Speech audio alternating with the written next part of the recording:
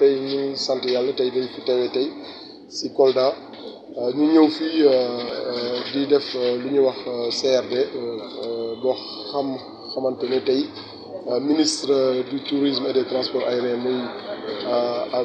monsieur le ministre Alioune Sarr moo ko présidé tey ak gouverneur de région de Kolda accompagné du président du conseil départemental de Kolda tam muy le ministre Moussa Baldé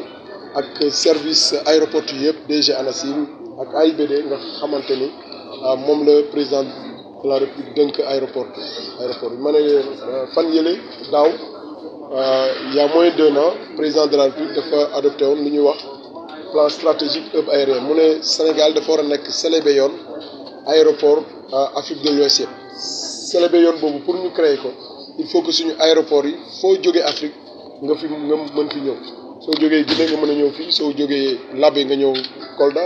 soo jógee Ziguinchor nga dem Bissau soo jógee fu nekk ci Afrique de l'Ouest nga mën a ñëw ci Sénégal loolu pour def ko il faut que suñu aéroport yi nekk ay aéroport yu mucc ayib ay aéroport yoo xamante ni roplaan yi mën nañu jógee Europe ñëw foofu loolu nag ñu tàmbali ko ci Saint-Louis Matam daaw gis ngeen def nañ ko ci Cap Skirring donc président de la République fan yi dégg ngeen ko mu ne ñu tàmbali aéroport de Kolda loolu mooy suñu tey suñu tànk fii parce que dafa joxe ay orientation yu leer mu ne mois de mai bi bëgg na liggéey bi door donc pour loolu nag def ko moo tax tey ñu ñëw fii tey waxtaan xool ñun ñu présenté naka lañ koy doxalee pour que ñëpp sotti ci seen xalaat jox ñu ay orientation pour que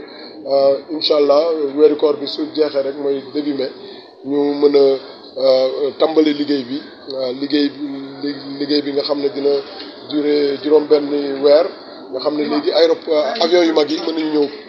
Kolda te liggéey boobu nag day continuer ba nga xam ne aéroport de Kolda bi lu mat 20 milliards ak juróom loo xamante ni dañ ko tabax fii nga xam ne aéroport bi dina nekk aéroport bu mucc ay ba nga xamante ni waa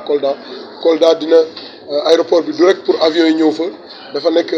aéroport boo xam ne dafa restructurer lu ñuy wax koom-koomu Kolda. Nous sommes aujourd'hui en CRD pour le lancement des travaux qui concernent la réhabilitation et la reconstruction de l'aéroport de Kolda. Je rappelle que dans le cadre de la stratégie du hub aérien que le président de la République Macky Sall a approuvé en avril 2021, un certain nombre de projets majeurs ont fait l'objet en tout cas d'une inscription comme urgence et comme priorité nationale. Parmi ces projets, il y a le programme de reconstruction des aéroports secondaires qui a déjà démarré à Saint-Louis et à Matam et au Cap Skirring. Aujourd'hui, le président de la République a demandé à ce que Kolda soit le 4e aéroport où les travaux vont être démarrés à partir de ce 5 mai. Donc aujourd'hui, il s'agissait pour le ministre du tourisme et des transports aériens, accompagné par le ministre en charge de l'agriculture et président du conseil départemental de Kolda, et moi-même et l'ensemble des équipes de AIBD de venir pour présenter aux populations et aux autorités locales, le gouverneur, l'étendue des travaux que nous allons réaliser en urgence pendant 6 mois et qui vont concerner principalement l'allongement de la piste. Aujourd'hui, il n'y